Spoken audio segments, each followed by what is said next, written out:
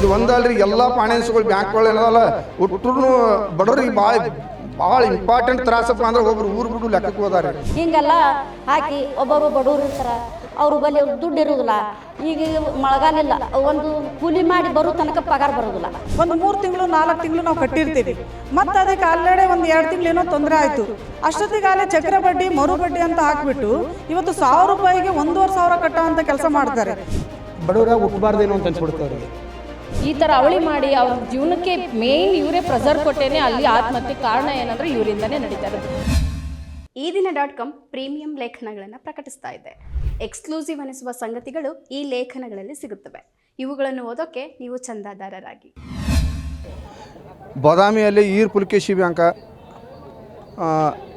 ಸಾವಿರಾರು ಮಂದಿಗೆ ಭಾಳ ಅನ್ಯಾಯ ಮಾಡಿದೆ. ಆದರೂ ಕೂಡ ಬಸವರಾಜ್ ಮುದುಕೈ ಅನ್ನೋ ಒಬ್ಬ 1 ಲಕ್ಷ ತೊಗೊಂಡಿದ್ದ. 1 ಲಕ್ಷಕ್ಕೆ 4 ಲಕ್ಷ ರೂಪಾಯಿ ಅವ್ನು ಕಟ್ಟಿದ್ದು, ಸಾಲ ಕಟ್ಟಿದ. ಅವ್ನು ಕ್ಲಿಯರಿಂಗ್ ಕೊಡ್ತೀವಿ ಅಂತ ಹೇಳಿದ್ರು ಅವ್ರು. ಆಮೇಲೆ 34 ಲಕ್ಷ ರೂಪಾಯಿ ಮಾಡಿದ್ರು. 34 ಲಕ್ಷ ಮಾಡಿ ಅವ್ನದ್ದು ಹರಾಜು ತೆಗೆದ್ರಿ. ಅವಾಗ ನಾವೆಲ್ಲ ರೈತ ಸಂಘದವ್ರು ಕೂಡಿ ಎಲ್ಲರೂ ಮಂದಿ ಕೂಡಿಸ್ಕೊಂಡು ಹೋಗಿ ಹರಾಜು ಬಂದ್ ಮಾಡಿಸಿ ಮತ್ತು ಅಲ್ಲಿ ಏನು ಅನ್ಯಾಯ ಆಗ್ತದೆ ಎಲ್ಲನೂ ಬಂದ್ ಮಾಡಿಸಿ ಬ್ಯಾಂಕ್ನವ್ರಿಗೆ ನಮಗೆ ಭಾಳ ಒಗದಾಯ ಆಯ್ತು. ಆದರೂ ಕೂಡ ನಾವು ಅವ್ರಿಗೆ ಸರಿ ಇಲ್ಲ.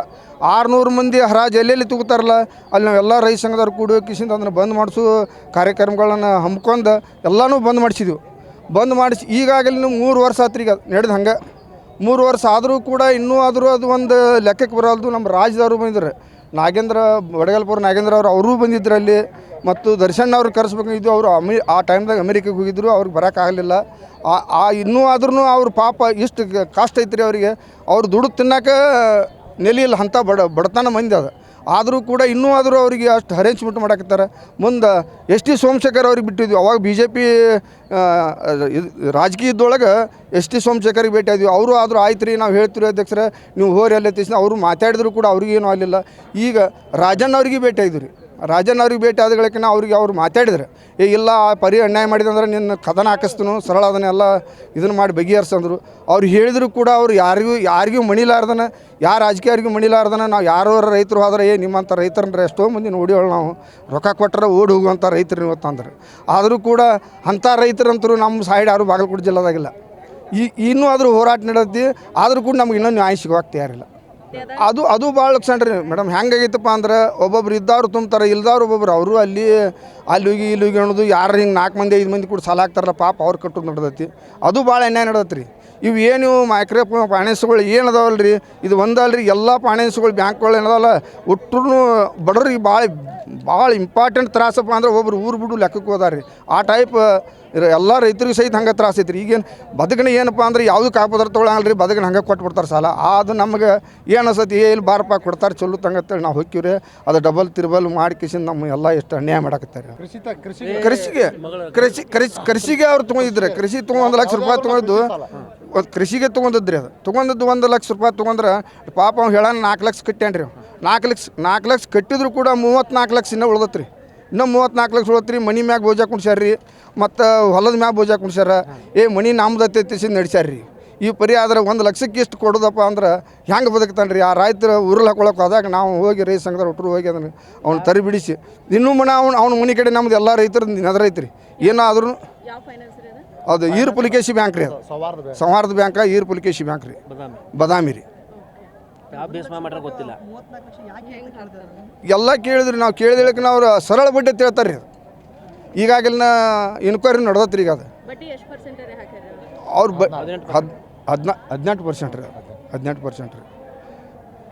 ಈಗ ಇಟ್ಟು ಆಯ್ತು ನಡತ್ತೆ. ಒಬ್ಬ ಚಂದ್ರು ಉಳ್ಳಿಗಡ್ಡೆ ಎತ್ತಾಡ್ರಿ, ಅವ 15 ಲಕ್ಷ ರೂಪಾಯಿ ತೊಗೊಂಡಿದ್ರಿ. ಅವನು 2,80 ಲಕ್ಷ ರೂಪಾಯಿ ಮಾಡಿದ್ರಿ.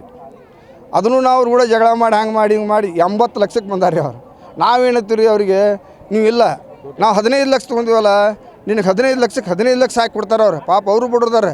ಒಂದು ಹೊಲ ಮಾರಕ್ಕಿಟ್ಟಾರ್ರಿ, ಅದನ್ನು ತೆಗೆದು 15 ಲಕ್ಷಕ್ಕೆ 15 ಲಕ್ಷ 30 ಲಕ್ಷ ರೂಪಾಯಿ ಕಟ್ತು ಅಂದ್ರೆ ಅವ್ರು ಕೊಡ್ಸೋಳಕ್ತಾರಿಲ್ಲ ರೀ. ಎಲ್ಲ ಇಷ್ಟು ಕಟ್ಟಲೇಬೇಕತ್ತಾರ. ಈ ಎಲ್ಲ ಕೂಡಿಸ್ಕಿಸ್ 2,80 ಲಕ್ಷ ರೂಪಾಯಿ ಮಾಡಿಟ್ಟಾರೆ ಸರ್. ಹಿಂಗಾದ್ರೆ ರೈತರು ಹೆಂಗೆ ಬದುಕ್ತಾರೆ ರೀ? ಎಲ್ಲ ರೈತರು ಭಯಂಕರ ಅನ್ಯಾಯ ರೀ. ಇದು ಒಂದು ನಮ್ಮ ಬಾಗಲಕೋಟೆ ಜಿಲ್ಲಾದಾಗ ಅಟ್ಟನ್ ಬೇಡ್ರಿ, ಎಲ್ಲ ಕಡೆ ಇದು ಹಾವಳಿ ಭಾಳ ದೊಡ್ಡದೈತೆ ರೀ. ಇದು ಸರ್ಕಾರ ಎಚ್ಚರಿಸ್ಕೊಂಡ ಇದನ್ನು ತಡೆ ಹಿಡಿಬೇಕು ರೀ. ಈ ಸರ್ಕಾರ ತಂದವರು ನಾವ ರೀ ರೈತರ ಮೊದಲು ತರಬೇಕಾದ್ರೆ ಬಿ ಜೆ ಪಿ ಅವ್ರನ್ನೂ ನಾವು ರೈತರು ಎಲ್ಲರೂ ಕೂಡ ಇಲ್ಲ ಬಿ ಜೆ ಪಿ ಒಳ್ಳೇದು ಮಾಡ್ತಾರಪ್ಪ ಬಿ ಜೆ ಪಿ ಅವ್ರು ತಂದು ಬಿ ಜೆ ಪಿ ಅವರು ಅದೇ ಅನಿವಾರ್ಯ ಮಾಡಿದ್ರಿ ಕಾಂಗ್ರೆಸ್ದವ್ರು ತಂದು ಕಾಂಗ್ರೆಸ್ ಅವರು ಅದೇ ಅನಿವಾರ್ಯ ಮಾಡಿದ್ರು ಹಿಂಗಾಗಿ ನಮ್ಮ ರೈತರಿಗೆ ಯಾರು ಬಂದರೆ ಸುಖ ಸಿಗುತ್ತೆ ಎಂಬುದು ಆ ಪರಮಾತ್ಮ ಗೊತ್ತು ರೀ. ನಾನು MBK ಆಗಿ ಕೆಲಸ ಮಾಡ್ತಿದ್ನು ಸಂಜೀವನ ಒಕ್ಕೂಟದಲ್ಲಿ. ಅಂದರು 10 ಜನ ಕೂಡಿ 4 ಲಕ್ಷ ಸಾಲ ನಬಾರ್ಡ್ ಬ್ಯಾಂಕ್ನವರು ಫೈನಾನ್ಸ್ದವರು ಕಡೆಯಿಂದ 4,000 SC ಬ್ಯಾಂಕ್ ಅವ್ರ ಕಡೆಯಿಂದ ತೊಗೊಂಡಿವ್ರಿ. ಅವರು ತುಂಬೋದು ಏನು ಮಾಡ್ತಾರೆ ತಿಂಗಳ ಕಂಟಿನ್ಯೂ ತುಂಬಬೇಕು. ಇಲ್ಲಿದ್ದರೆ ಚಕ್ರ ಬಡ್ಡಿ ತುಂಬಲಿಕ್ಕಂದ್ರೆ ಮತ್ತೊಬ್ಬರು ಜೊತೆಯವ್ರು ತುಂಬಲಿಕ್ಕಂದ್ರೆ ಅವ್ರ ಕೈಲೇ ತುಂಬಬೇಕು. ಹೀಗೆಲ್ಲ ಹಾಕಿ ಒಬ್ಬರು ಬಡವ್ರು ಇರ್ತಾರೆ ಅವ್ರ ಬಳಿ ಅವ್ರು ದುಡ್ಡು ಇರೋದಿಲ್ಲ. ಈಗ ಮಳೆಗಾಲಿಲ್ಲ ಒಂದು ಕೂಲಿ ಮಾಡಿ ಬರೋ ತನಕ ಪಗಾರ ಬರೋದಿಲ್ಲ. ಅಂದರೆ ನಾವು ಈಗ 2,25,000 ರೂಪಾಯಿ ತುಂಬಿವ್ರಿ. 4 ಲಕ್ಷ ಇನ್ನು 1,75,000 ರೂಪಾಯಿ ಅದಾವು. ಅದ್ರ ಬಡ್ಡಿ ತುಂಬಬೇಕು ಮೇಲಾಗಿ. ಅಂದ್ರೆ ಅವ್ರು ಇನ್ನೂ ತುಂಬಿಲ್ಲ. ಕೊಡು ತುಂಬ್ರಿ ಅಂತಾರೆ. ಅಂದ್ರೆ ಇವತ್ತು ನಾಳೆ ತುಂಬ್ತೀವಿ ಮತ್ತು ಒಂದೇ ದಿನ ಬರಕಾದ್ರೆ ಅದಕ್ಕೆ ಚಕ್ರ ಬಡ್ಡಿ ಹಾಕ್ತಾರೆ. ಕೊಡು ಅಂತಾರೆ. ಕೊಡೋದು ಆಗಿಲ್ಲ ನಮಗೆ. ಆಗ್ಲಾರ ಬಡ್ಡಿಗೆ ಈಗ 2 ಕಂತಕ್ಕೆ ತಪ್ಪಿಸಿವ್ರಿ ನಾವು, ಇನ್ನೂ ಕೊಟ್ಟಿಲ್ಲ. ಆ ಕಾರಣಕ್ಕಾಗಿ ಮೊನ್ನೆ ನಿಮ್ಮದು ಸಂಘದ್ದು ಎಲ್ಲ ನಿಮ್ಮ ಡಾಕ್ಯುಮೆಂಟ್ಸ್ ಕೊಡ್ರಿ, ಪಾಸ್ಬುಕ್ ಕೊಡ್ರಿ ಅಂತೇಳಿ ಒಯ್ದಾರ. ಒಯ್ದು ಹಿಂಗೆಲ್ಲ ನಮ್ಗೆ ಚಿತ್ರಹಿಂಸೆ ಕೊಡ್ಲಾಕತ್ತಾನ. ನಾವೇನು ಮಾಡೀವ್ರಿ ಎಲ್ಲರೂ ಕೂಡಿ ಹೆಣ್ಮಕ್ಳು ಏನೇ ಮಾಡಿ ಕೆಲಸ ಮಾಡ್ಕೇಸಿಂದ ಹೋಗಿ ನಾವು ಮುಟ್ಟಿಸ್ಬಿಡೋಣ ಅವರು ದುಡ್ಡ ಅಂಥೇಳಿ ನಾವು ಒಂದು ನಿರ್ಣಯ ತೊಗೊಂಡಿವ್ರಿ. SAG ಪ್ರತಿನಿಧಿ 1-2 ಕೂಡಿ. ಇವತ್ತೇನು ಮೈಕ್ರೋ ಫೈನಾನ್ಸ್ ಅಂತೇಳಿ ಹೆಣ್ಮಕ್ಳಿಗೆ ಸಾಲ ಕೊಟ್ಟಿದ್ದಾರೆ. ಇವತ್ತು ನಾವು ಸಾಲ ತೊಗೊಂಡಿರೋದೇ ಓದೋಕ್ಕೋಸ್ಕರ, ಬಿತ್ತನೆ ಬೀಜಕ್ಕೋಸ್ಕರ ಮತ್ತು ಅನಾರೋಗ್ಯಕ್ಕೋಸ್ಕರ. ಇವೇ ನಮಗೆ ಯಾವುದೇ ಒಂದು ಉದ್ಯೋಗ ಇಲ್ಲದೇ ಇರೋದ್ರಿಂದ ಹಳ್ಳಿಗಳಲ್ಲಿ ಇವತ್ತು ನಾವು ಸಾಲ ತೊಗೊಂಡ್ವಿ. ಫಸ್ಟ್ ಸ್ಟಾರ್ಟಿಂಗ್ ಒಂದು 50,000 ತೊಗೊಂಡ್ವಿ. ನಂತರ ಅದಕ್ಕೆ 50,000 ರೂಪಾಯಿಗೆ 75,000 ರೂಪಾಯಿ ತುಂಬಿದ್ದೀವಿ. ಒಂದು 3 ತಿಂಗಳು 4 ತಿಂಗಳು ನಾವು ಕಟ್ಟಿರ್ತೀವಿ. ಮತ್ತು ಅದಕ್ಕೆ ಆಲ್ರೆಡಿ ಒಂದು 2 ತಿಂಗಳೇನೋ ತೊಂದರೆ ಆಯಿತು. ಅಷ್ಟೊತ್ತಿಗಾಲೇ ಚಕ್ರ ಬಡ್ಡಿ ಮರು ಬಡ್ಡಿ ಅಂತ ಹಾಕಿಬಿಟ್ಟು ಇವತ್ತು 1,000 ರೂಪಾಯಿಗೆ 1,500 ಕಟ್ಟೋ ಅಂತ ಕೆಲಸ ಮಾಡ್ತಾರೆ. ಅಂಥದ್ರಲ್ಲಿ ಈ ಸಾಲ ಇವ್ರಿಗೆ ಯಾರು ಮೈಕ್ರೋ ಫೈನಾನ್ಸ್ನವ್ರಿಗೆ ಎಲ್ಲಿಂದ ಕೋಟಿ ಸಾಲ ಸಿಗ್ತಾ ಇದೆ ಹೇಳಿ? ಇವತ್ತು ನಮಗೆ ರೈತರಿಗೆ ಬಡ್ಡಿ ರಹಿತ ಸಾಲಗಳು ಸಿಗಬೇಕಾದಂಥ ಸಾಲಗಳು ಇವತ್ತು ಮೈಕ್ರೋ ಫೈನಾನ್ಸ್ ಅಂತೇಳಿ ಯಾವುದೋ ಒಂದು ಹೆಸರಿಟ್ಕೊಂಡ್ಬಿಟ್ಟು ಇವತ್ತು ಸಾಲ ತೊಗೊಂಡು ಸಾವಿರಾರು ಕೋಟಿ, ಇವತ್ತು ಲಕ್ಷಾಂತರ ಕೋಟಿ ಫೈನಾನ್ಸ್ಗಳಿಗೆ ಕೊಟ್ಟು ಇವತ್ತು ಅದನ್ನು ಸಂಘ ಸಂಸ್ಥೆಗಳಂತ ಮಾಡಿಬಿಟ್ಟು ಹಳ್ಳಿಗಳಿಗೆ ಬಂದು ಸಾಲ ಕೊಟ್ಟು ನಂತರ ವಸೂಲಿಗೆ ಟೈಮೇ ಇಲ್ಲ. ಬೆಳಿಗ್ಗೆ ಅನ್ನಂಗಿಲ್ಲ, ರಾತ್ರಿ ಅನ್ನಂಗಿಲ್ಲ, ಬಂದು ಬಾಗಿಲು ಬಡಿತಾ ಇರ್ತಾರೆ. ಇವತ್ತು ಹಾವೇರಿಯಲ್ಲಿ ಸಾಕಷ್ಟು ಈ ರೀತಿಯಾಗಿ ಮಹಿಳೆಯರ ಆತ್ಮಹತ್ಯೆನೂ ಕೂಡ ಮಾಡ್ಕೊಂಡಿದ್ದಾರೆ. 17-18ರಲ್ಲಿ ನಾವು ಇದ್ರ ಬಗ್ಗೆ ದೊಡ್ಡ ಚಳುವಳಿ ಮಾಡಿದ್ವಿ. ನಂತರ ನಾವು ರೈತ ಮಹಿಳೆಯರು ಸಾಲ ಕಟ್ಟಿಸುವಂಥ ಕೆಲಸನೂ ಕೂಡ ಮಾಡಿದ್ದೀವಿ ಸರ್. ಇವತ್ತು ಸರ್ಕಾರದಲ್ಲಿ ನಮಗೆ ಸಬ್ಸಿಡಿ ಇದೆ, ಬಡ್ಡಿ ರಹಿತ ಸಾಲ ಇದೆ. ಅದನ್ನು ಮಾಡೋ ಅಂಥ ಕೆಲಸ ಇವತ್ತು ರಾಜ್ಯ ಸರ್ಕಾರ, ಕೇಂದ್ರ ಸರ್ಕಾರ ಯಾಕೆ ಮಾಡ್ತಾ ಇಲ್ಲ? ಹಂಗಾದರೆ ಇವತ್ತು ನಾವು ಮತ ಹಾಕಿರೋರು ಇವತ್ತು ಸಾವಿರಾರು ಕೋಟಿ ಇವತ್ತು ಕಂಪನಿಗಳಿಗೆ, ಕಾರ್ಖಾನೆಗಳಿಗೆ ಕೊಡುವಂತ ನಾವು ಹೇಳಿ ಇವತ್ತು ಇವರಿಗೆ ವೋಟ್ ಹಾಕಿದ್ದೀವ. ನಮಗೆ ಯಾವುದೇ ಸೌಕರ್ಯಗಳನ್ನು ಬೇಕಾಗಿರೋದ್ರಿಂದ ನಾವು ಇವರನ್ನು ಗೆಲ್ಲಿಸಿ ಅಧಿಕಾರಿಗಳನ್ನಾಗಿ ಮಾಡಿದ್ದು, ರಾಜಕಾರಣಿಗಳನ್ನಾಗಿ ಮಾಡಿದ್ದು. ನಮಗೆ ಬೇಕಾಗಿರೋದು ಏನಕ್ಕೆ ನೀರು ಬೇಕು? ಹೊಲದಲ್ಲಿ ಒಂದು ಬೋರ್ ಹಾಕ್ಸ್ಬೇಕಂದ್ರೆ ಉಚಿತ ಇಲ್ಲ. ಇವತ್ತು ನಾವು ಫೈನಾನ್ಸ್ಗಳಲ್ಲಿ 1 ಲಕ್ಷ 2 ಲಕ್ಷ ತೊಗೊಂಡವ್ರು ನಾವು ಆತ್ಮಹತ್ಯೆ ಮಾಡ್ಕೊತಾ ಇದ್ದೀವಿ. ಹಂಗಾರೆ ಕೋಟಿ ಸಾಲ ಮಾಡಿರೋರು ಇವ್ರು ಯಾಕೆ ಆತ್ಮಹತ್ಯೆ ಮಾಡ್ಕೊತಾ ಇಲ್ಲ? ಹಂಗಾಗಿ ದಯಮಾಡಿ ನಾನು ರೈತರಲ್ಲಿ, ಕಾರ್ಮಿಕರಲ್ಲಿ, ಪ್ರತಿ ಹಳ್ಳಿಯ ಮುಗ್ಧ ಮಹಿಳೆಯರಲ್ಲಿ, ರೈತರಲ್ಲಿ ಕೇಳ್ಕೊಳ್ಳೋದಿಷ್ಟೇ, ಯಾವತ್ತೂ ಕೂಡ ನೀವು ಆತ್ಮಹತ್ಯೆ ಮಾಡ್ಕೋಬಾರ್ದು. ಇವತ್ತು ರೈತ ಸಾಲಗಾರನಲ್ಲ, ಸರ್ಕಾರವೇ ಬಾಕಿದಾರ. ನಿಮ್ಮೊಂದಿಗೆ ಇವತ್ತು ಯಾವತ್ತೂ ರೈತರು ನಿಮ್ಮ ಜೊತೆ ಇರ್ತೀವಿ. ಯಾವುದೇ ಪೊಲೀಸರಾಗಿರ್ಬೋದು, ಯಾವುದೇ ಲಾಯರ್ ನೋಟಿಸ್ ಆಗಿರ್ಬೋದು, ಯಾವುದೇ ಬ್ಯಾಂಕಿಂದ ಬಂದರೂ ಕೂಡ ರೈತ ಸಂಘಟನೆಯವ್ರನ್ನ ನೀವು ಇವತ್ತು ಕಾಂಟ್ಯಾಕ್ಟ್ ಮಾಡಬೇಕು. ಅವರು ಎಲ್ಲಿ ಸಂಘಟನೆಯಲ್ಲಿ ಯಾರು ಪದಾಧಿಕಾರಿ ಇರ್ತಾರೆ ಅವ್ರ ಮೂಲಕ ನೀವು ಆ ಒಂದು ಮೈಕ್ರೋ ಫೈನಾನ್ಸ್ ಯಾರೇ ಬಂದರೂ ಕೂಡ ಸಾಲ ವಸೂಲಿತಿಗೆ ಎದುರದೇನೆ ನಿಮ್ಮನ್ನು ನೀವು ಕಾಪಾಡಿಕೊಂಡಾಗ ನಾವು ನಿಮ್ಮನ್ನು ಕಾಪಾಡ್ತೇವೆ. ಮುಂದಿನ ದಿನಗಳಲ್ಲಿ ಇವತ್ತು ಯಾರೇ ನೊಂದ ಮಹಿಳೆಯರು ಇರ್ಬೋದು ಆತ್ಮಹತ್ಯೆ ಮಾಡ್ಕೊಳ್ಳೋದಿಲ್ಲ. 75ರಷ್ಟು ಕೂಲಿ ಕಾರ್ಮಿಕರು ಮಹಿಳೆಯರಿರೋದು. ಇವತ್ತು ಅವರಿಗೆ ಸರ್ಕಾರ ಯಾವ ರೀತಿ ಸೌಲಭ್ಯ ಕೊಡ್ತಾ ಇಲ್ಲ. ಇವತ್ತು DCC ಬ್ಯಾಂಕ್ಗಳಿಲ್ಲ, ಇವತ್ತು KCC ಬ್ಯಾಂಕ್ಗಳಿಲ್ಲ. ಇವತ್ತು ಅಂಥದ್ರಲ್ಲಿ ನಮಗೆ ಸಿಗಬೇಕಾದ ಸೌಲಭ್ಯಗಳಿಗೆ ಇವತ್ತು 25 ವರ್ಷ ಆಗಿದೆ ಹಾವೇರಿ ಜಿಲ್ಲೆಯಾಗಿ DCC ಬ್ಯಾಂಕ್ ಇಲ್ಲ. ನಾವು ಏನಾದರೂ ಅಕೌಂಟ್ ಮಾಡ್ಸೋಕೆ ಹೋದರೂ ಕೂಡ ಇದೇ ನಬಾರ್ಡ್ ಆಗಿರ್ಬೋದು, ವಿಜಯ ಬ್ಯಾಂಕು ಕಮೆಂಟ್ ಆಗಿದೆ. ಇವತ್ತು ನಮಗೆ ಬೇಕಾಗಿರೋದು ಭಾರತೀಯ ಇವತ್ತು ಸ್ಟೇಟ್ ಬ್ಯಾಂಕು. ಇವತ್ತು RBI ಇರೋದು ರೈತರಿಗೇ ಇರೋದು. ಯಾವುದೇ ನಿಜವಾಗ್ಲೂ ಹೇಳ್ತೀನಿ, ಯಾರೇ ಕೇಸ್ ಆಗಲಿಕ್ಕೆ ಯಾರಾದರೂ ನೋಟಿಸ್ ಕಳಿಸಿದರೆ ತಕ್ಷಣ ಸರ್ಕಾರಿ PPಗಳನ್ನು ಅಂದರೆ ವಕೀಲರನ್ನು ಕಾಂಟ್ಯಾಕ್ಟ್ ಚೆಕ್ ಮಾಡಿ 294ನೇ IPC ಸೆಕ್ಷನ್ ಪ್ರಕಾರ ಆಗಿರ್ಬೋದು, 509ನೇ IPC ಸೆಕ್ಷನ್ ಮೂಲಕ ಆಗಿರ್ಬೋದು, ಅವ್ರ ಮೇಲೆ ನೀವು ಕೇಸನ್ನು ಹಾಕುವಂಥ ಶಕ್ತಿ ನಮ್ಮ ರೈತರಿಗಿದೆ ಅಂತ ನಾನು ಹೇಳಕ್ಕೆ ಇಷ್ಟಪಡ್ತೀನಿ. ಎದುರ ಸಾಲ ವಸೂಲಿ ಮಾಡಲೇಬೇಕು ಅಂತ ಇಲ್ಲ. ಇವತ್ತು ಅಸಲು ಕಟ್ಟಬೋದು. ಅವನಿಗೇನಾದರೂ ಅನಾರೋಗ್ಯ ಇದ್ದರೆ ಅಥವಾ ತೊಂದರೆ ಇದ್ದರೆ ಅಥವಾ ಆ ಮನುಷ್ಯ ಆತ್ಮಹತ್ಯೆ ಮಾಡಿಕೊಂಡಿದ್ರೆ ಅಥವಾ ಏನಾದರೂ ಕಾಯಿಲೆಯಿಂದ ತೀರ್ಕೊಂಡ್ರೆ ಸರ್ಕಾರ ಅದಕ್ಕೆ ಸ್ಪಂದಿಸುವಂಥ ಕೆಲಸ ಕಾನೂನಲ್ಲಿ ಇದೆ. ಆದರೆ ಅದು ಯಾವುದು ಕೂಡ ನಮ್ಮ ಸಾಮಾನ್ಯ ಜನರಿಗೆ ತಿಳಿದೇನೆ ಇವತ್ತು ನೊಂದು ಮಾನ ಮರ್ಯಾದೆ ಹೋಗ್ಬಿಡ್ತು, ನಮ್ಮ ಮನೆಗೆ ಬಂದು ಸಾಲ ಕೇಳಿಬಿಟ್ರು ಅಂತ ಹೇಳ್ಬಿಟ್ಟು ಇದು ಮಾಡ್ತಾರೆ. ದಯವಿಟ್ಟು ಅವರು ಸಾಲ ಕೊಡಬೇಕಾದ್ರೆ ನಮಗೆ 4 ಗಂಟೆ ಒಳಗೆ ಕೊಟ್ಟಿರ್ತಾರೆ. ಅವರು 4 ಗಂಟೆ ಮೇಲೆ ಯಾರದೇ ಮನೆ ಬಾಗಿಲಿಗೆ ಏನಾದರೂ ಬಂದರು ಅಂದರೆ ಖಂಡಿತ ನೀವು ಕಂಬಕ್ಕೆ ಕಟ್ಟಾಕಿ ಹೊಡೀರಿ, ನಿಮ್ಮ ಜೊತೆಗೆ ನಾವಿರ್ತೀವಿ, ನಮ್ಮ ಟವಲ್ ಇರುತ್ತೆ ಅಂತ ನಾನು ಹೇಳಕ್ಕೆ ಇಷ್ಟಪಡ್ತೀನಿ. ಇವತ್ತು ಯಾರೇ ಆಗಲಿ, ಇವತ್ತು ಎಷ್ಟೋ ಜನ, ಇವತ್ತು ಸಾವಿರಾರು ಜನ ಹೆಣ್ಮಕ್ಳು ಕಣ್ಣು ಒರೆಸಿಲ್ಲ, ನಾವು ಗಂಡು ಮಕ್ಕಳು ಕಣ್ಣೀರು ಒರೆಸಿರೋ ಅಂತ ರೈತ ಮಹಿಳೆಯರು ಇವತ್ತು ಕರ್ನಾಟಕದಲ್ಲಿ ಇದ್ದೀವಿ. ಇವತ್ತು ನಮ್ಮಲ್ಲಿ ರೈತ ಸಂಘದಲ್ಲಿ ಈ ಟವಲ್ಲು ಶೋಕಿಗೆ ಹಾಕಿ ಆಗಿಲ್ಲ.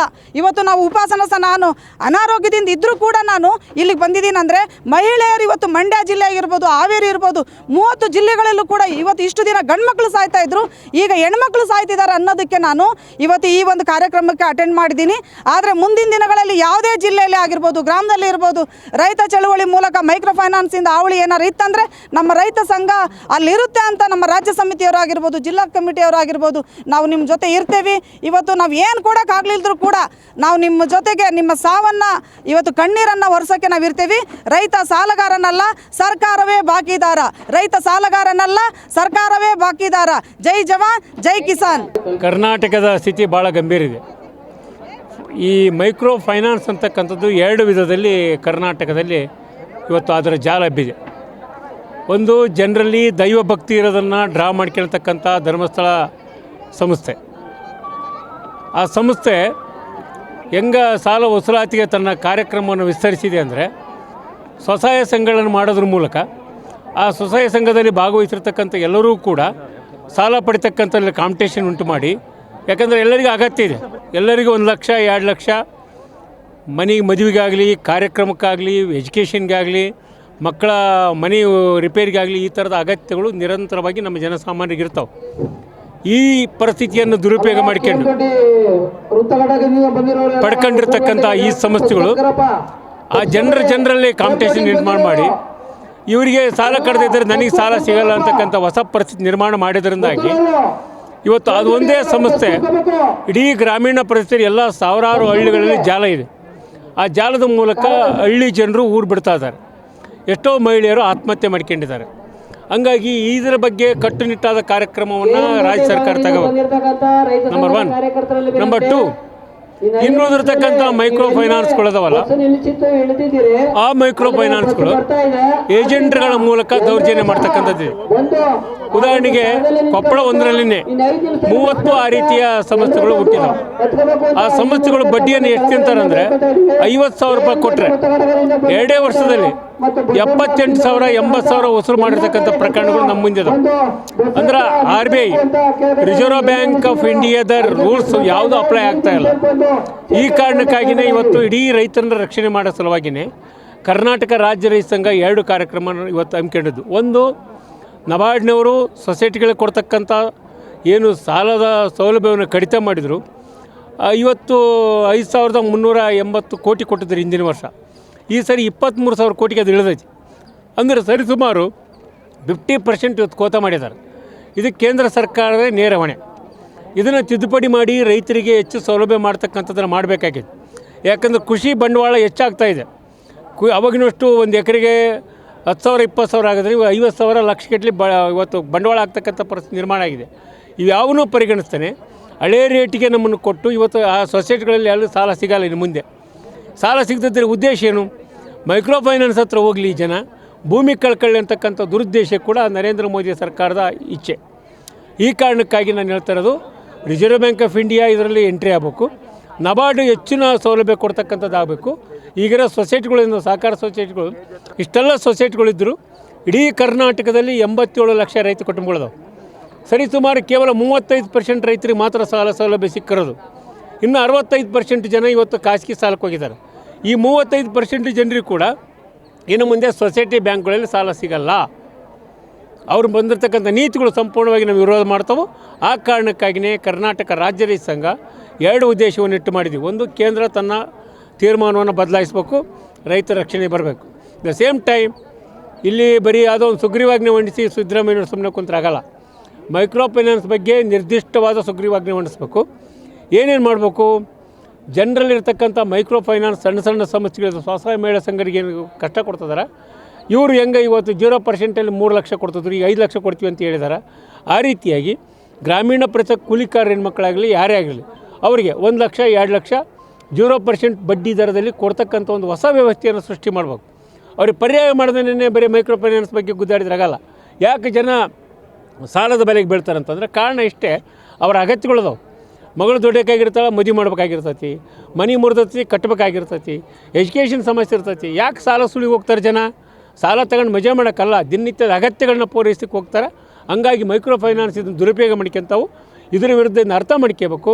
ದ ಸೇಮ್ ಟೈಮ್ ಸರ್ಕಾರ ಅವರಿಗೆ ಪರ್ಯಾಯ ವ್ಯವಸ್ಥೆ ಮಾಡಿದ್ರೆ ಮಾತ್ರ ಈ ಮೈಕ್ರೋ ಫೈನಾನ್ಸ್ಗಳನ್ನ ಕಟ್ಟಿಕ್ಲಿಕ್ಕೆ ಸಾಧ್ಯ ಅನ್ನೋ ಅರಿವನ್ನು ಕೂಡ ಈ ಸಂದರ್ಭದಲ್ಲಿ ಹೇಳ್ತಾ ಇದ್ದೀವಿ. ಬಡವರಾಗಿ ಹುಟ್ಟಬಾರ್ದೇನೋ ಅಂತ ಅನ್ಸ್ಬಿಡುತ್ತೆ ಅವರಿಗೆ. ಸ್ವತಂತ್ರ ಬಂದು 75 ವರ್ಷ ತುಂಬಿ 76 ನಡೀತಾ ಇದೆ. ಒಂದು ಬಡತನ ರೇಖೆಗಿಂತ ಜನರು ತರಬೇಕಾದ್ದು ಎಲ್ಲ ವ್ಯವಸ್ಥೆ ಸರ್ಕಾರಗಳ ಕೆಲಸ. ಬಡವ್ರ ಸಂಖ್ಯೆ ಜಾಸ್ತಿ ಆಗ್ತಿದೆ. ರೈತರು ಭೂಮಿ ಉಳ್ಳೆವ ಶ್ರೀಮಂತ ಇದ್ದರು. ಇವತ್ತು 87% ಸಣ್ಣ ಹಿಡುವಳಿದಾರರಿವೆ. ರೈತರಲ್ಲೇ 70% BPL ಕಾರ್ಡ್ ತಗೊಂಡಿದ್ದೀವಿ. ಅಂದರೆ ರೈತ ಅನ್ನ ಕೊಡುವಂಥ ರೈತ ಈ ದೇಶ ಸಂಪತ್ತು ಮುಟ್ಟವನ್ನು ಕೂಡ ಬಡತನದಾಗಿದೆ. ಅದಕ್ಕೆ ಅಸಮಾನತೆ ಕಾರಣ.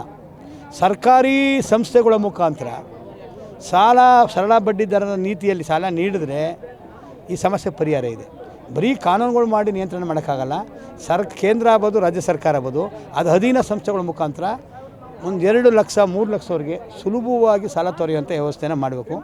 ಮತ್ತು ರೀಪೇಮೆಂಟ್ ಮಾಡೋ ಶಕ್ತಿನೂ ಕೊಡಬೇಕು. ಇಲ್ಲಾದರೆ ಈ ಥರ ಆತ್ಮಹತ್ಯೆಗಳಾಗ್ತವೆ. ಈ ಸಣ್ಣ ಮಗು ಅಂಥದ್ದು ದುಃಖನ ಬಾಳಿ ಬದುಕಬೇಕಾದ ಮಗು ತಮ್ಮ ತಂದೆ ತಾಯಿ ಮನಮಂದಿಗೆ ಕಷ್ಟ ಆಗಂತ ನಾನು ಕಿಡ್ನಿ ಮಾಡೋಕ್ಕೆ ತಯಾರಿದ್ದೀನಿ ಅಂತಂದರೆ ಅದು ಸಮಸ್ಯೆದ ಗಂಭೀರತೆಯನ್ನು ನರೇಂದ್ರ ಮೋದಿ ಅವರು ಅರ್ಥ ಮಾಡ್ಕೋಬೇಕು, ಇಲ್ಲಿ ಸಿದ್ದರಾಮಯ್ಯವರು ಅರ್ಥ ಮಾಡ್ಕೋಬೇಕು. ನೋಡಿ, WTO ಬಂದ ಮೇಲೆ ಕೆಲವು ಅಂಶಗಳನ್ನು BJPಯ ಮುರಳಿ ಮನೋಹರ್ ಜೋಯಿ, LK ಅದ್ವಾನಿ ನಮ್ಮ ಜೊತೆ ವಿರೋಧ ಮಾಡಿದರು. ಅದೇ ಪಕ್ಷದ ಇವತ್ತು ಅಧಿಕಾರದಲ್ಲಿದೆ. ಯಾರು WTOಗೆ ಸೈನ್ ಹಾಕಿದ್ರು ಕಾಂಗ್ರೆಸ್ನವರು, ಅವ್ರ ಆಡಳಿತವಾಗಿಂತ ಇವ್ರು ಆಡಳಿತ ಅದನ್ನ ವೇಗವಾಗಿ ಜಾರಿ ತರ್ತಾ ಇದ್ದಾರೆ. ರೈತರನ್ನ ನಿರ್ಲಕ್ಷ್ಯ ಮಾಡಿ ಆಡಳಿತ ಮಾಡಬೇಕು. ಈ ರೈತರು ತುಂಡು ಭೂಮಿ ರೈತರ ಹತ್ರ ಕಿತ್ಕೊಬೇಕು, ರೈತರ ಸಂಖ್ಯೆನ ಕಡಿಮೆ ಮಾಡಬೇಕು, ಬಂಡವಾಳಶಾಹಿ ವ್ಯವಸ್ಥೆಗೆ ಕೃಷಿ ವ್ಯವಸ್ಥೆ ಒಪ್ಪಿಸಬೇಕು ಅನ್ನೋ ನೀತಿಯಿಂದ ಹಿಂಗೆ ಆಗ್ತಾ ಇದ್ದಾವೆ. ಅದರ ವಿರುದ್ಧ 384 ದಿನ ಹೋರಾಟ ನಡೆದಿದೆ, ನಿರಂತರ ಈಗಲೂ ನಡೀತಿದೆ. ಯಾವತ್ತೂ ಹೋರಾಟ ಗೆದ್ದು. ನೋಡಿ, ಇದು ಕೇಂದ್ರ ಸರ್ಕಾರದ ಆಯವ್ಯನ 3 ವರ್ಷದ ಅವಲಂಬನೆ ಮಾಡಿ ಪ್ರತಿ ವರ್ಷ ಸಾಲ ಹೆಚ್ಚಿಕೊಡೋಕ್ಕೆ ಆಗಬೇಕು ಹೊರತು ಬಡ್ಜೆಟ್ ಗಾತ್ರ ಜಾಸ್ತಿ ಆಗ್ತಿದೆ, ರೈತರು ಕೂಡ ಸಾಲ ಕಡಿಮೆ ಆಗ್ತಾಯಿದೆ. ಅಂದರೆ ರೈತರಿಗೆ ಸಾಲ ಸಿಕ್ಬೇಕು ನಂಗೆ ಮಾಡಬೇಕು, ಅವ್ರಿಗೆ ಇಡೀ ಬಂಡವಾಳ ಸೈಕಲ್ಗೆ ಅವ್ರು ಸಿಕ್ಕಬೇಕು, ಇಡೀ ಕಾರ್ಪೊರೇಟ್ಗೆ ಭೂಮಿಯನ್ನು ಮಾರಬೇಕು. ಈ ಥರ ವ್ಯವಸ್ಥೆ ಮಾಡೋ ಹುನ್ನಾರದಿಂದ ರೈತರಿಗೆ ಸಿಗಬೇಕಾದ ಸಾಲವನ್ನು ಕಡಿಮೆ ಮಾಡ್ತಿದ್ದಾರೆ. ಈಗ ಮೈಕ್ರೋ ಫೈನಾನ್ಸ್ ವಿರುದ್ಧ ಸರ್ಕಾರ ಕಾನೂನು ಮಾಡಿದೆ. ಸರ್ಕಾರ ಕ್ರಮ ಅದನ್ನು ನಿಯಂತ್ರಣ ಮಾಡೋ ಶಕ್ತಿ ಇಲ್ಲದೆ ರೈತ ಸಂಘ ಪ್ರತಿ ಹಳ್ಳಿಲೂ ನಿಯಂತ್ರಣ ಮಾಡೋಕ್ಕೆ ಒಂದು ತಂಡ ಮಾಡುತ್ತೆ. ಕಿರುಕುಳಕ್ಕೊಳಗಾಡೋರನ್ನ ರಕ್ಷಣೆ ನೀಡುತ್ತೆ. ನಾವಿದ್ದೀವಿ ಅಂಜಬೇಡಿ, ಆತ್ಮಹತ್ಯೆ ಮಾಡ್ಕೊಳ್ಬೇಡಿ, ನಿಮ್ಮ ರಕ್ಷಣೆ ನಾವಿದ್ದೀವಿ ಅಂತ ಕರ್ನಾಟಕ ರಾಜ್ಯ ರೈತ ಸಂಘ ತೀರ್ಮಾನಿಸಿದೆ. ಗೋಷ್ಠಿಯನ್ನು ಕೂಡ ಮಾಡಿದ್ದೀವಿ. ನಮ್ಮ ಹಳ್ಳಿಯಲ್ಲಿ ಕಾರ್ಯಕರ್ತರಿದ್ದಾರೆ, ಹಳ್ಳಿಯಲ್ಲಿ ಜನ ಇದ್ದಾರೆ, ರೈತ ಚಳವಳಿಯವರು ಎಲ್ಲ ಒಗ್ಗಟ್ಟಾಗಿ ಅವರು ಜಾಗೃತಿ ಮೂಡಿಸಿ ಅವ್ರಿಗೆ ಆತ್ಮಸ್ಥೈರ್ಯ ತುಂಬಿ ಸಾಲ ಮರುಪಾವತಿಗೆ ಮಾಡೋಕ್ಕಾಗದೇ ಇದ್ದರೆ ಸರ್ಕಾರ ಋಣಮುಕ್ತ ಕಾಯ್ದೆಗೆ ಒತ್ತು ಕೊಡಬೇಕು. ಯಾವನೋ ಒಬ್ಬ ವ್ಯಕ್ತಿ ಸಾಲ ತಗೊಂಡು ತೀರ್ಸೋಕ್ಕಾಗದ ಪರಿಸ್ಥಿತಿ ಬಂದರೆ ಸರ್ಕಾರ ಅವನಿಗೆ ತೀರ್ಸೋಕ್ಕೆ ಭಾಳ ಒಂದು 10 ವರ್ಷ ಅವಕಾಶ ಕೊಡುತ್ತೆ. ಇಲ್ಲಾಂದರೆ ಅವನ ಪರವಾಗಿ ಸರ್ಕಾರನೇ ತೀರಿಸುತ್ತೆ. ಇದಕ್ಕೆ ಋಣಮುಕ್ತ ಕಾಯ್ದೆ ಕೇರಳದಲ್ಲಿ ಜಾರಿ ಇದೆ, ತೆಲಂಗಾಣದಲ್ಲಿ ಜಾರಿ ಇದೆ, ನಮ್ಮ ರಾಜ್ಯನೂ ಕೂಡ ಅದು ಮಾಡಬೇಕು ಅಂತ ಹೇಳ್ತೀವಿ. ಏನಿವತ್ತು ನಬಾರ್ಡ್ ಮುಖಾಂತರ ಏನು ರೈತರಿಗೆ ಅಲ್ಪಾವಧಿ ಸಾಲ ಕೊಡ್ತಿದ್ರು, ಏನು 5 ಲಕ್ಷದವರೆಗೆ 0% ಕೊಡ್ತಿದ್ರು, ಆ ಸಾಲಕ್ಕೆ ಇವತ್ತು ಕಡಿವಾಣ ಆಗಿದೆ. ಏನು 5,400 ಕೋಟಿ ಬರ್ತಿದ್ದದ್ದು ಇವತ್ತು 2,340 ಕೋಟಿ ಕೇಂದ್ರ ಸರ್ಕಾರ ಕೊಟ್ಟಿದೆ. ಇದರಿಂದ ಸಾಕಷ್ಟು DCC ಬ್ಯಾಂಕ್ಗಳಾಗ್ಬೋದು, ಸಹಕಾರಿ ಸಂಘಗಳಾಗ್ಬೋದು, ಅವೆಲ್ಲ ಇವತ್ತು ಅಧೋಗತಿಗೆ ಬರ್ತಾ ಇದ್ದಾವೆ. ಹಾಗಾಗಿ ಏನು ಕೇಂದ್ರ ಸರ್ಕಾರ ರೈತರಿಗೆ ಈ ಹಿಂದೆ ಏನು ನೀಡ್ತಿತ್ತೋ ಅದೇ ರೀತಿ ಜಾಸ್ತಿ ಅನುದಾನವನ್ನು ಕೊಟ್ಟು ರೈತರನ್ನು ಉಳಿಸ್ತಕ್ಕಂಥ ಕೆಲಸವನ್ನು ಕೇಂದ್ರ ಸರ್ಕಾರ ಮಾಡಬೇಕು. ಏನಿವತ್ತು ರಾಜ್ಯದಲ್ಲಿ ಮೈಕ್ರೋ ಫೈನಾನ್ಸ್ಗಳ ಹಾವಳಿ ಜಾಸ್ತಿ ಆಗಿದೆ, ಅದಕ್ಕೆ ಒಂದು ಕಡಿವಾಣ ಆಗ್ತಕ್ಕಂಥ ನಿಟ್ಟಿನಲ್ಲಿ ರಾಜ್ಯ ಸರ್ಕಾರ ಒಂದು ಸೂಕ್ತವಾದಂಥ ಕ್ರಮ ತಗೋಬೇಕು. ಯಾಕೆಂತ ಹೇಳಿದ್ರೆ ಇವಾಗ ಒಂದು ಸಂಘದಲ್ಲಿ ಸಾಲ ತಗೊಂಡವರು ಅವ್ರಿಗೆ ಮತ್ತೊಂದು ಸಂಘದಲ್ಲಿ ಸಾಲ ಕೊಡ್ತಕ್ಕಂಥ ಕೆಲಸ ಆಗಬಾರ್ದು. ರಾಷ್ಟ್ರೀಕೃತ ಬ್ಯಾಂಕ್ಗಳ ಮುಖಾಂತರನೇ ಅವ್ರಿಗೆ ಸಾಲ ಕೊಡ್ತಕ್ಕಂಥ ವ್ಯವಸ್ಥೆ ಆದಾಗ ಮಾತ್ರ ಈ ಮೈಕ್ರೋ ಫೈನಾನ್ಸ್ಗಳಿಗೆ ಹೋಗ್ತಕ್ಕಂಥದ್ದು ಕಡಿವಾಣ ಆಗ್ತದೆ. ಇಲ್ಲಾಂದರೆ ಅವ್ರದ್ದು ಹಳ್ಳಿ ಗ್ರಾಮಾಂತರ ಪ್ರದೇಶಗಳಿಗೆ ಅತಿ ಹೆಚ್ಚು ಆಗಿಬಿಟ್ಟಿದೆ. ಇವತ್ತು ವಲಸೆ ಹೋಗ್ತಕ್ಕಂಥ ಪ್ರಮಾಣ ಜಾಸ್ತಿ ಆಗ್ತಾಯಿದೆ. ಯಾಕಂತ ಹೇಳಿದ್ರೆ ಇವರು ಅಷ್ಟು ಕಿರುಕುಳವನ್ನು ರೈತರಿಗೆ ಕೊಡ್ತಾ ಇದ್ದಾರೆ. ಹಾಗಾಗಿ ಸುಮಾರು ಕಡೆ ಇವಾಗ ವಲಸೆ ಹೋಗೋದ್ರಿಂದ ಮಕ್ಕಳುಗಳ ವಿದ್ಯಾಭ್ಯಾಸಕ್ಕೆ ಅದು ಪರಿಣಾಮ ಬೀರ್ತಾ ಇದೆ. ಆ ನಿಟ್ಟಿನಲ್ಲಿ ರಾಜ್ಯ ಸರ್ಕಾರ ಸೂಕ್ತವಾದ ಕ್ರಮವನ್ನು ಕೈಗೊಳ್ಳಬೇಕು ಅಂತೇಳಿ ನಾನು ಕರ್ನಾಟಕ ರಾಜ್ಯ ರೈತ ಸಂಘದ ಪರವಾಗಿ ಕೇಳ್ಕೊತೀನಿ. ನಾವು ಚನ್ನಪಟ್ಟಣದಿಂದ ನಾವು ಜಿಲ್ಲಾ ಅಧ್ಯಕ್ಷರಾಗಿದ್ದೇವೆ ಚನ್ನಪಟ್ಟಣ ತಾಲೂಕಿನಿಂದ. ಈ ಮೈಕ್ರೋ ಫೈನಾನ್ಸ್ ಬಗ್ಗೆ ನಾವು ಕೆಲವೊಂದು ಡೀಟೇಲ್ಸ್ ಮಾತಾಡಬೇಕು. ಏಕೆ ಅಂದರೆ ನಾವು ಒಂದು 5-6 ಸಂಘ ನಡೆಸ್ತಾ ಇದ್ದೀವಿ, ಸ್ವಸಹಾಯ ಸಂಘನ. ಅದರಲ್ಲಿ ಈ ಮೈಕ್ರೋ ಫೈನಾನ್ಸ್ದು ತುಂಬ ಹಾವಳಿ ಜಾಸ್ತಿ ಆಗಿದೆ. ಈಗ ಎಷ್ಟೋ ಜನ ಕಟ್ಟಲಿಲ್ಲ ಅಂದಾಗ ಅವರಿಗೆ ಒಂದು ಸಮಯ ಕೊಡಬೇಕು. ಆವಾಗ ಪ್ರೂಫ್ ಎಲ್ಲ ಕೊಟ್ಟು ಕುಂತುತ್ತವೆ ನಿಂತ್ಕೊಂಡು ಎಲ್ಲ ಥರದ್ದು ಪ್ರೂಫ್ನು ತೊಗೊಂಡು ಎಲ್ಲನೂ ತೊಗೊಂಡು ಲೋನ್ ಕೊಡೋದಕ್ಕೆ ಎಲ್ಲ ವ್ಯವಸ್ಥೆ ಮಾಡ್ತಾರೆ. ಕಟ್ಟುವಾಗ ಅವ್ರಿಗೆ ಒಂದು ಸ್ವಲ್ಪ ಸಮಯ ಕೊಡಬೇಕಾಗಿತ್ತು, ಆದರೆ ಅವ್ರು ಸಮಯ ಕೊಡಲ್ಲ. ಈಗ ಎಲ್ಲೂ ಹೊರಗಡೆ ಹೋಗಿರ್ತಾರೆ, ಸಾವ್ಗೆ ಹೋಗಿರ್ತಾರೆ, ಮತ್ತೊಂದಕ್ಕೆ ಹೋಗಿರ್ತಾರೆ. ಅವರು ಕುಂತ ತಕ್ಷಣವೇ ಅಲ್ಲೇ ಕೊಡಬೇಕು, ಹೊರಗಡೆ ಎಲ್ಲೂ ಹೋಗಬಾರ್ದು ಅಂದಾಗ ಅದೊಂದು ಸಮಸ್ಯೆ ಆಗುತ್ತೆ. ಇದೇ ಥರ ಅವರು ಬಂದು ಮನೆ ಜಪ್ತಿ ಮಾಡೋದು, ನೋಟಿಸ್ ಕೊಡೋದು, ಈ ಥರ ಎಲ್ಲ ಮಾಡಿದಾಗ ಇವ್ರು ತೊಗೊಳೋದು ಏನಕ್ಕೆ ಸಾಲ ಅಂದರೆ ಈ ಸಾಲ ತೀರ್ಸೋಕ್ಕೆ ಇನ್ನೊಂದು ಕಡೆ ಸಾಲ ತೊಗೊಳ್ಳೋದು, ತೀರಿಸೋದು. ಅದರಿಂದ ಯಾವುದೇ ಥರದ ಅನುಕೂಲತೆಯೂ ಆಗ್ತಾಯಿಲ್ಲ. ಇದೆಲ್ಲ ಅನಾನುಕೂಲತೆಯೇ ಜಾಸ್ತಿ ಆಗಿದೆ. ಈಗ ದುಡಿಯೋರು ಮನೇಲಿರಲ್ಲ, ಇದಕ್ಕಿದಂಗೆ ಯಜಮಾನರು ತೀರೋದಾಗ ಆ ಹೆಣ್ಮಕ್ಳು ಎಲ್ಲಿಂದ ತಂದು ಕಟ್ತಾಳೆ? ಸಮಸ್ಯೆ ಇರುತ್ತೆ. ಆ ಸಮಸ್ಯೆ ಎದುರಿಸ್ಬೇಕಂದ್ರೆ ಸ್ವಲ್ಪ ಒಂದು ತಿಂಗಳಾರ್ಗಟ್ಲೆ ಟೈಮ್ ಬೇಕಾಗುತ್ತೆ. ಈಗ ಸತ್ತ ಮೇಲೆ ಆ ಮನೇಲಿ ಎಲ್ಲಿಂದ ಬರುತ್ತೆ ಆದಾಯ? ಒಬ್ಬ ಗಂಡಸೆ ತತ್ತೋದ್ಮೇಲೆ ಎಲ್ಲಿಂದ ಬರುತ್ತೆ ಆದಾಯ? ಆವಾಗ ಒಂದು ತಿಂಗಳಾರ್ಗಟ್ಲೆ 2 ತಿಂಗಳು ಮಾತ್ರ ಸಮಯ ಕೊಡಬೇಕಾಯ್ತು. ಆದರೆ ಇವ್ರು ಸಮಯ ಕೊಡಲ್ಲ. ಗಂಡ ಸತ್ತಿದ್ರು ಕೊಡಲ್ಲ, ಮಗ ಸತ್ತಿದ್ರು ಕೊಡಲ್ಲ, ಯಾರು ಸತ್ತಿದ್ರು ಕೊಡಲ್ಲ. ಆ ಕ್ಷಣಕ್ಕೇ ದುಡ್ಡು ಕಟ್ಟಲೇಬೇಕಾಗುತ್ತೆ. ಈ ಥರ ತುಂಬ ಕಿರುಕುಳ ಆಗಿದೆ. ಈ ಮೈಕ್ರೋ ಫೈನಾನ್ಸ್ ಇದರಿಂದನೇ ತುಂಬ ಹೆಣ್ಮಕ್ಳು ಆತ್ಮಹತ್ಯೆಗೂ ಪ್ರಯತ್ನ ಪಡ್ತಾರೆ. ಈಗ ಮೈಕ್ರೋ ಫೈನಾನ್ಸಲ್ಲಿ ತೊಗೊಂಡಿದ್ದಾರೆ ಇಲ್ಲ ಅಂತೇಳ, ಆದರೆ ನಾವು ಕಟ್ಟಲ್ಲ ಅಂತ ಅವ್ರು ಯಾರು ಹೇಳ್ತಾ ಇಲ್ಲ. ಈ ಥರ ಅವಳಿ ಮಾಡಿ ಅವ್ರ ಜೀವನಕ್ಕೆ ಮೇಯ್ನ್ ಇವರೇ ಪ್ರೆಸರ್ ಕೊಟ್ಟೇನೆ ಅಲ್ಲಿ ಆತ್ಮಹತ್ಯೆ ಕಾರಣ ಏನಂದರೆ ಇವರಿಂದನೇ ನಡೀತಾ ಇರೋದು. ತುಂಬ ರೈತರು ಎಷ್ಟೋ ಜನ ತೊಗೊಂಡಿದ್ದಾರೆ, ರೈತ ಹೆಣ್ಮಕ್ಳು ತೊಗೊಂಡಿದ್ದಾರೆ, ಎಲ್ಲ ತೊಗೊಂಡಿದ್ದಾರೆ. ಆದರೆ ಈ ಥರ ಕೊಟ್ಟು ಒಂದು ಸಂಸಾರನೇ ನಿಂತೋಗುತ್ತಲ್ಲ. ಇದರಿಂದ ಈಗ ಆ ಸಂಸಾರನೇ ನಿಂತೋದ್ಮೇಲೆ ಅವ್ರು ಕೊಡೋ ಒಂದು ಇನ್ಸೂರೆನ್ಸ್ ದುಡ್ಡಿಂದ ಏನಾಗುತ್ತೆ? ಈ ಥರ ಸಮಸ್ಯೆ ಇರೋದು. ಕುಂತು ಬಿಟ್ಟರೆ ಅಲ್ಲೇ ಎದ್ದು ಹೋಗಲ್ಲ. ಅವ್ರ ಮರ್ಯಾದೆ ಈಗ 4 ಜನ ಆಗೋರು ಇರ್ತಾರೆ, ಆಗದೇರೋರು ಇರ್ತಾರೆ ಫ್ಯಾಮಿಲಿಲಿ. ಆವಾಗ ಅವ್ರ ಎದುರಿಗೆ ಕೂತ್ಕೊಂಡು ಬಾಯಿಗೆ ಬಂದದ್ದು ಮಾತಾಡಿದಾಗ ಅವರು ಕೆಲವರು ತಡ್ಕೊಳಕ್ಕಾಗದೇ ಇರೋರು ಏನು ಮಾಡಿದ್ರೆ ಆತ್ಮಹತ್ಯೆಗೆ ಪ್ರಯತ್ನ ಪಡ್ತಾರೆ. ಈ ಥರ ನಡೀತಾ ಇರೋದು, ಇದೇ ಪ್ರೆಸೆಂಟ್ ನಡೀತಾ ಇರೋದು. ಈ ಥರ ವಿಚಾರಗಳು ತುಂಬ ಕಡೆನೂ ಆಗಿದೆ. ಎಷ್ಟೋ ಸಮಸ್ಯೆಗಳು ನಾವು ಎದುರಿಸಿದ್ದೀವಿ, ಆದರೆ ನಾವು ಕೆಲವೊಂದು ಕಡೆ ಸಹಾಯನೂ ಮಾಡಿದ್ದೀವಿ ಅಂತ. ಈಗ ಅವ್ರದ್ದು ಕಟ್ಟೋದೇ ಕಷ್ಟ ಆಗಿರುತ್ತೆ. ಒಂದು ಗುಂಪಿನ ಸಾಲ ಅಂತ ಕೊಡ್ತಾರೆ 20 ಜನಕ್ಕೆ, ಅದರಲ್ಲಿ ಒಬ್ಬರು ಕಟ್ಟಲಿಲ್ಲ ಅಂದರೆ ಇನ್ನುಳಿದವ್ರು 200 ರೂಪಾಯಿ ಕಟ್ಟೋದೇ ಕಷ್ಟ ಆಗಿರುತ್ತೆ. ಎಲ್ಲರದ್ದು ಸೇರಿಸಿ ಕಟ್ಟಬೇಕಂದ್ರೆ ತುಂಬ ಕಷ್ಟ ಆಗುತ್ತೆ. ಆ ಥರ ಪ್ರಾಬ್ಲಮ್ ಇದ್ದಾಗ ಅವ್ರಿಗೊಂದು ಸ್ವಲ್ಪ ಸಮಯ ಕೊಡಬೇಕಾಗಿತ್ತು. ಇವ್ರು ಕೊಡಲ್ಲ.